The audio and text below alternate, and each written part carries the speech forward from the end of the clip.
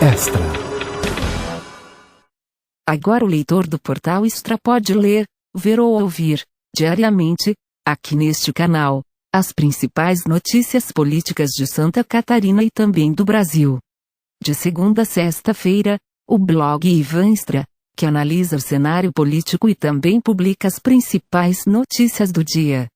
Nas terças e sexta-feira o canal conta com a coluna Radar Extra, de Aninha Carolina Silva, e Radar Econômico, de Luciane Junqueira. Veja agora estas colunas. Pós-eleição com descrédito da classe política. 2 semanas após a realização do primeiro turno das eleições municipais, e um dia após a divulgação dos resultados do segundo turno, as redes sociais já estão abastecidas com denúncias de adversários políticos, de todos os conteúdos. Ou seja, eleição, pós-eleição, continua a mesma cultura do xingamento político. Ou melhor, tem se intensificado nos últimos anos. Por essas e por outras, a classe política cai cada vez mais no descrédito perante a opinião pública à medida que vão surgindo denúncias de escândalos, mas sempre reservados para serem levados à tona em períodos eleitorais. Isso não é bom para o país e para a democracia, pois muito do que se vê são denúncias infundadas, alimentadas pelas redes sociais com as fake news, que se tornaram uma praga. É ruim porque infelizmente o descrédito se justifica. A quantidade de escândalos suscitados pelos desmandos dos homens públicos deixa o povo descrente de que haja seriedade nos que se propõe a representá-lo. É perigoso porque fertiliza o solo em que se planta a semente totalitária. Descrendo dos políticos, o povo facilmente aceita o fim das casas legislativas e até das eleições livres e democráticas, colocando em dúvida até a lisura dos pleitos, como o próprio presidente Jair Bolsonaro fez questão de dizer no domingo, enquanto o eleitor ia às urnas. É bom ter bem presente os avanços autoritários que acontecem na América Latina e não julgar que estamos imunes a essa ameaça de políticos, como o presidente, que não esconde o seu viés autoritário e parece torcer pelo fim de um país democrático, conquistado a duras penas pelo povo brasileiro. E isso vem ocorrendo com maior intensidade nos últimos 3 anos. Mesmo em escala ridícula, com os gatos pingados indo às ruas pedindo a volta dos milicos. São poucos, mas fazem barulho. Lembremos que em 1964 os militares tomaram o poder e passamos muitos anos sem democracia. Lembremos também que não havia apreço pela democracia entre muitos daqueles que foram derrotados. Saibam, principalmente os mais jovens, que muitos dos que lutaram pela democracia não acreditavam e não acreditam em democracia e se levantaram a bandeira democrática, foi apenas para derrubar a ditadura militar e, depois disso, aproveitando o ambiente democrático, chegar ao poder, e então implantar a ditadura ao seu modo, ao seu estilo e a favor dos seus interesses. A isso eles chamam de interesse do povo. Embora o povo não seja ouvido porque os que se autoproclamam seus porta-vozes arvoram-se a falar por ele. Por mais assustadores que sejam as revelações de que políticos poderosos receberam milhões de reais de empreiteiros e financiaram campanhas com base em esquemas montados para lesar os cofres públicos, a corrupção não é nova na política nacional. Antes da Lava Jato vieram o mensalão do PT, anões do orçamento, Operação Navalha e agora, o escândalo da rachadinha, tendo como atores principal membros da família Bolsonaro. MDB, PSDB e DEM vão governar a metade das capitais brasileiras. 3 partidos vão comandar a metade das capitais brasileiras a partir de 2021. O MDB venceu em 5 das 7 que disputou neste domingo, no segundo turno das eleições municipais. PSDB e DEM comandarão 4 cada, já somadas as vitórias no primeiro turno. O MDB reelegeu neste domingo o prefeito de Cuiabá, Mato Grosso, Emanuel Pinheiro. Já o vice-prefeito Arthur Henrique, em Boa Vista, Roraima, levou a legenda ao recorde de votos válidos neste segundo turno em uma capital, ao conquistar o apoio de mais de 85% dos eleitores. Em Goiânia, o MDB venceu com o ex-governador Maguito Vilela, internado há mais de um mês em São Paulo com Covid-19.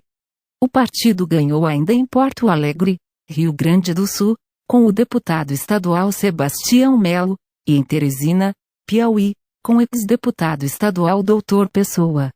O PSDB, que já havia reelegido 2 prefeitos, manteve o comando dos municípios de São Paulo, com Bruno Covas, e de Porto Velho, Rondônia, com Hildon Chaves. O DEM, com 3 vitórias no primeiro turno, agora ganhou no Rio de Janeiro, com o ex-prefeito Eduardo Paes. O PDT reelegeu o prefeito de Aracaju, Sergipe, Ivaldo Nogueira, e ganhou em Fortaleza, Ceará. Também governarão 2 capitais o PSB, com os deputados João Campos, em Recife, Pernambuco, e JHC, em Maceió, Alagoas, o PP, em João Pessoa, Paraíba, e em Rio Branco, Acre, e o PSD, após vitórias no primeiro turno. Outros 4 partidos, Avante, Podemos, PSOL e Republicanos, governarão em 2021, respectivamente, as capitais Manaus, Amazonas, São Luís, Maranhão, Belém do Pará, e Vitória, Espírito Santo. As legendas com as maiores bancadas na Câmara dos Deputados, PT e PSL, não conquistaram nenhuma capital. Das 26 capitais brasileiras, somente em Macapá, devido a um apagão resolvido apenas na terça-feira, dia 24, não houve eleição. O primeiro turno na capital do Amapá será em 6 de dezembro, o segundo, se necessário, no dia 20. Governador visita chefes do Ministério. Extra. Veja agora a coluna Radar Extra, com Aninha Carolina Silva. Governador anuncia 44 milhões para a reativação de 205 leitos de UTI para tratamento de Covid-19. O enfrentamento à Covid-19 foi retomado com prioridade pelo governador Carlos Moisés, do PSL. Em webconferência com presidentes de associações e diretores de hospitais filantrópicos, o chefe do executivo estadual garantiu o repasse de 44 milhões de reais, até 31 de dezembro deste ano, para a reativação imediata de 205 leitos de UTI para tratamento da doença. Além disso, anunciou a prorrogação da política hospitalar catarinense, em teto máximo por mais 10 meses. O Estado vai prorrogar a política hospitalar catarinense, garantindo recurso para o pagamento das despesas como ativação desses leitos de UTI. Vamos reunir esforços para assegurar o que conseguimos até aqui, que nenhum paciente fique sem atendimento.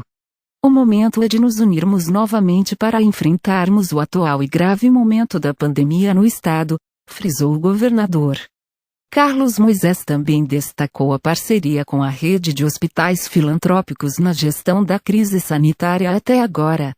Nós conhecemos o trabalho que cada hospital realiza e o modelo adotado foi fundamental para os bons resultados alcançados em Santa Catarina, pontuou Moisés. Veja também. Covid-19. Presidente Ricardo Renzler reforça a importância das medidas preventivas assumida como prioridade absoluta da gestão do Poder Judiciário de Santa Catarina desde o início da pandemia do novo coronavírus. A preservação da saúde de magistrados e servidores foi o tema da mensagem encaminhada na segunda-feira, 30, pelo desembargador Ricardo Renzler a todos os colaboradores, em uma nova edição da Palavra do Presidente. No comunicado, Renzler observa que as últimas semanas foram marcadas pelo agravamento potencial de contaminação pela Covid-19 no estado, com um quadro atual de 13 regiões classificadas em nível gravíssimo e outras 3 em nível grave. Assim, a recomendação é que se dê máxima atenção ao cumprimento das normativas internas e dos protocolos elaborados pela Diretoria de Saúde, de forma a garantir a continuidade do sucesso observado no retorno gradual às atividades presenciais. O limite máximo de 30% de servidores em trabalho presencial, destacou Renzler, tem de ser fielmente observado. Deve ser dada preferência, portanto, à permanência de apenas uma pessoa por unidade judicial e administrativa, sempre em ambiente ventilado e higienizado, com uso obrigatório de máscara, constante descontaminação das mãos com álcool e aferição da temperatura. Também devem ser priorizados os meios de atendimento remoto virtual e com agendamento prévio. Veja também que não venha de mãos vazias, diz deputada sobreda do governador Moisés ao Oeste. A deputada Luciane Carminati, do PT, listou as respostas que os agricultores esperam receber do governador em sua visita ao Oeste nesta semana, soluções imediatas para agilizar a homologação dos decretos de emergência aos municípios, a destinação de sementes para o plantio pelo programa Troca-Troca e um amplo programa para armazenamento de água e construção de cisternas. Moisés deve estar na região na próxima quinta e sexta, dias 3 e 4. Os pleitos foram antecipados na reunião virtual da bancada dos deputados estaduais do Oeste com o governador no último domingo. 29. Enfatizamos, mais uma vez, o quanto os recursos já disponibilizados precisam chegar logo e direto aos agricultores, relatou a Luciane. A deputada também antecipou que vai cobrar de perto a construção da adutora do Rio Chapecozinho, anunciada por Moisés durante o encontro.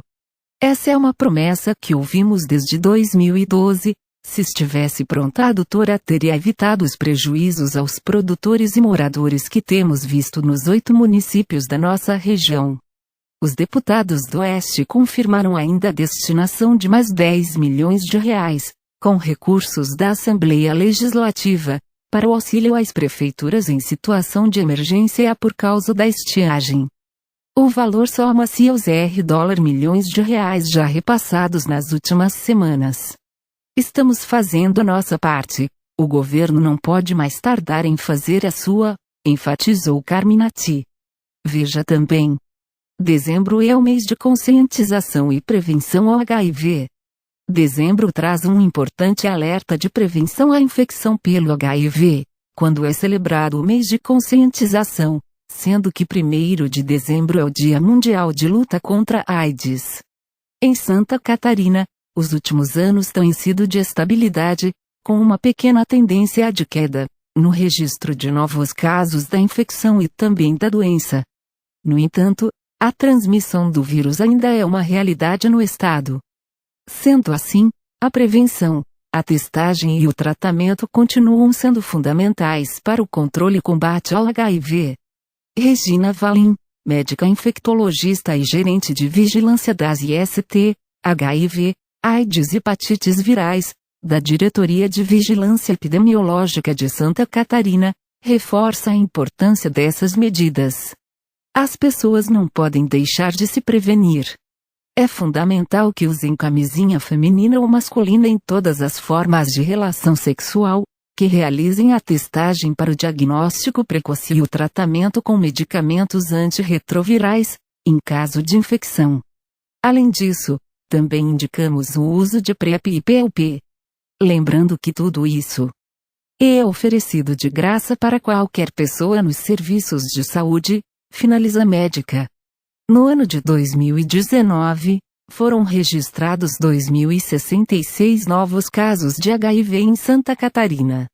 Em um comparativo com o ano anterior, houve uma queda de 222 casos. Com relação à AIDS, também houve redução. No ano de 2019, foram notificados 1.205 casos da doença, contra 1.305 em 2018. Obrigada e até a próxima. Extra. Veja agora a coluna Radar Econômico, com Luciane Junqueira. Com 35 mil novas vagas, Santa Catarina lidera o saldo de empregos no Brasil em 2020. Apesar dos impactos causados pela pandemia de Covid-19, Santa Catarina tem o maior saldo de empregos no acumulado do ano no país, com 35.210 novos postos formais de trabalho entre janeiro e outubro de 2020. Somente no mês passado, De acordo com informações do Cadastro Geral de Empregados e Desempregados, CAGED, o Estado registrou saldo positivo de 32.911 novas vagas. Santa Catarina demonstra força no processo de retomada econômica. O desempenho positivo é fruto da parceria entre o governo do estado e o setor produtivo. Desde o início da pandemia, trabalhamos com planejamento e união de esforços, ouvindo e debatendo as ações nas reuniões regulares do núcleo econômico. Atuamos para encontrar o equilíbrio entre saúde, com atendimento a todos os pacientes da Covid-19, e economia, ressaltou o governador Carlos Moisés, do PSL. O secretário de Estado da Fazenda, Paulo Eli, destacou o trabalho realizado em parceria com as entidades empresariais e demais agentes como determinante na tomada de decisões. Em março, tão logo foi registrada a disseminação do vírus no estado, iniciaram as reuniões do núcleo econômico. O secretário ressaltou que, apesar do saldo positivo na geração de empregos e da alta na arrecadação pelo quarto mês consecutivo, ainda há muitos setores impactados pela pandemia, entre os quais o de serviços, hotelaria, restaurantes, lazer e de eventos. Ainda temos muito trabalho pela frente para que Santa Catarina consiga se estabilizar em todos os segmentos. Os dados do CAGED apontaram que todos os setores da economia catarinense contrataram mais do que demitiram em outubro. Isso mostra que estamos no caminho certo, concluiu.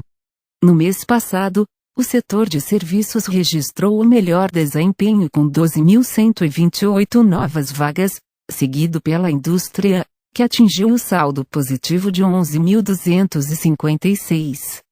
Já no acumulado do ano, a indústria lidera a expansão de postos de trabalho, com saldo de 28.488 novas vagas, 28,15% do total do setor.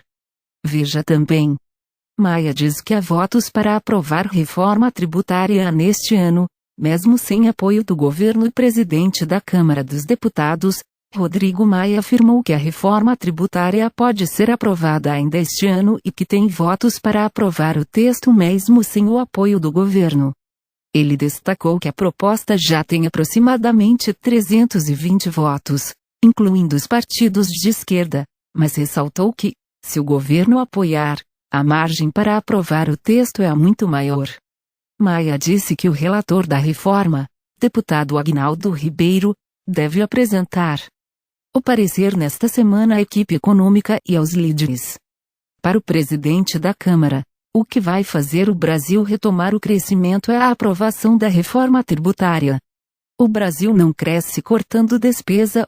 A economia vai crescer se o ambiente de negócios melhorar, destacou Maia. Veja também. Com rápida recuperação econômica, Chile e SUC podem aumentar comércio bilateral. A rápida recuperação das economias de Santa Catarina e do Chile, mesmo durante a pandemia, pode ser um fator determinante para que o Estado aumente sua corrente de negócios com aquele país da costa pacífica da América do Sul. As oportunidades de comércio e intercâmbio entre os dois territórios foram discutidas nesta segunda-feira, dia 30, durante o webinar da série Desvendando Mercados, promovido pela Federação das Indústrias de Santa Catarina, com a presença do embaixador do Chile no Brasil, Fernando Schmidt, e de representantes de órgãos de promoção comercial do Chile e do Brasil.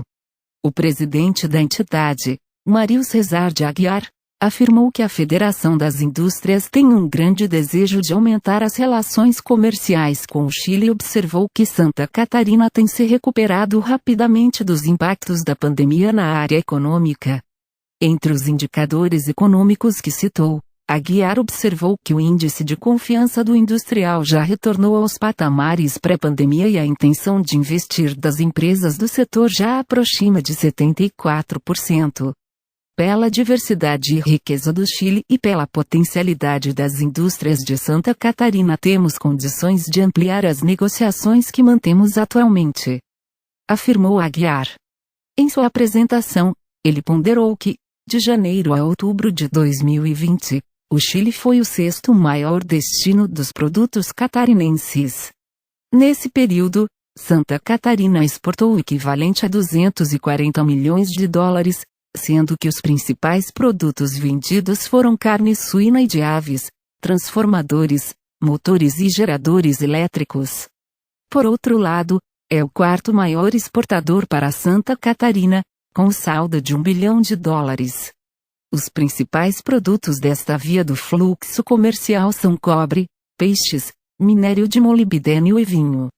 O embaixador Fernando Schmidt salientou que o Chile está com previsão de crescimento econômico de 5% em 2021, com inflação de 2,3% e uma baixa constante dos índices de desemprego. É um cálculo conservador, feito para a elaboração do orçamento. Segundo ele, a pandemia deixou muitas sequelas e o país ainda não recuperou a totalidade dos empregos. Não temos o temor de que 2021 seja mais um ano perdido, destacou. Para ele, as economias chilena e catarinense têm muitas complementaridades. Ele citou o exemplo da carne suína, que poderia ser transformada no Chile, para chegar aos mercados asiático e australiano com tarifa zero. Veja também. Projeto de lei prevê isenção na taxa de água em Santa Catarina. O projeto de lei, de autoria do deputado Gerry Comper, do MDB, deve beneficiar os pequenos agricultores catarinenses. O projeto, que prevê a isenção da taxa por outorga de água para pequenos agricultores que possuem propriedades com até 4 módulos rurais, foi aprovado nesta semana na Comissão de Constituição e Justiça da Assembleia Legislativa.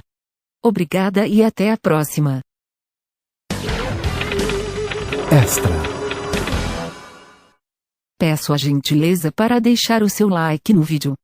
Aperte no botão para se inscrever. Ative o sininho de notificações. Fique atento aos próximos vídeos. Obrigada e aguardo vocês sempre prestigiando e ajudando a divulgar este canal.